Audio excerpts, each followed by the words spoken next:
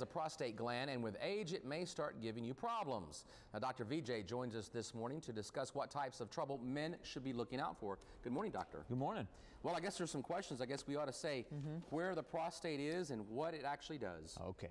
Well, the prostate sits right below the bladder.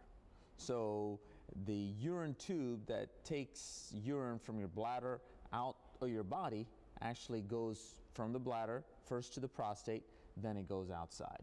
So, and it's a gland that's actually a fairly important contributor of fluid to the seminal fluid.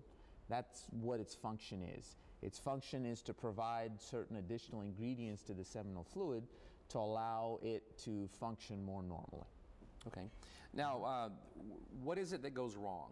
What's the main problems and why does it happen? Okay. Well, if you can imagine, if it's sitting right on the tube that allows the urine to pass out of the bladder, if it either becomes enlarged or if it becomes hard, then you can imagine that it's going to cause significant difficulty for the bladder to start emptying. So that's one of the major sources of trouble that the prostate can cause us. It's called benign prostatic hypertrophy, and with age, especially in a lot of men over the age of 50, that prostate gland tends to grow.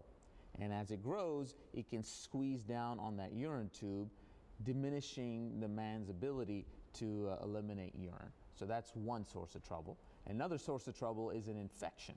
Since this is along that tube of urine, and it's connected to the tubes that allow the semen to come into that same tube, you can get bacteria that can come in there and infect the prostate gland, causing problems.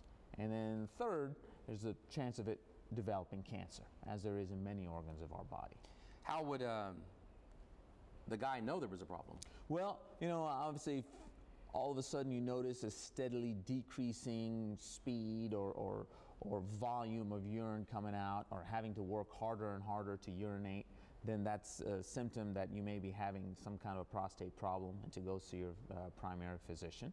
And the problem is a lot of pain with urination. Of course, this can also happen with urinary tract infections, but in men those are unusual, and prostatitis occurs quite often, which means inflammation of the prostate gland.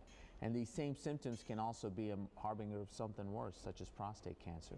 So if you have any difficulty with your initiating the urine stream, or noticing that the urine stream is significantly diminished in volume or pressure, very important to go see your family doctor so he or she can check you out and decide if there's some additional tests that need to be done.